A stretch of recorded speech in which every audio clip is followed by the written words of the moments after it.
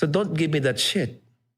That's just your emptiness you're filling up because maybe you feel good there, we feel significant.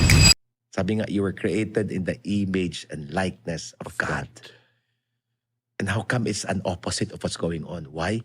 Because we never took care of the vessel. Number one, good night rest. Your soul needs to rest. So nagpupuyat sa maling bagay. Scrolling. TikTok. Masarap daw mag-club eh. Wait, so what? Di mag-club ka. Do you feel good when you wake up in the morning? Be honest. No. Exactly. So don't give me that shit.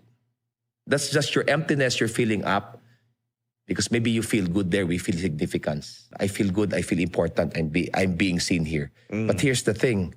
Meron ka lang butas na gusto mong takpan. All of these things that we take, that's just to numb the brokenness inside, to cover it up. It's either for you to feel significance, importante ako, nakikita ako, that's one. Or me, maybe I'm bored with my life. Why? Because I am so dependent on the external world. So again, good night rest is important.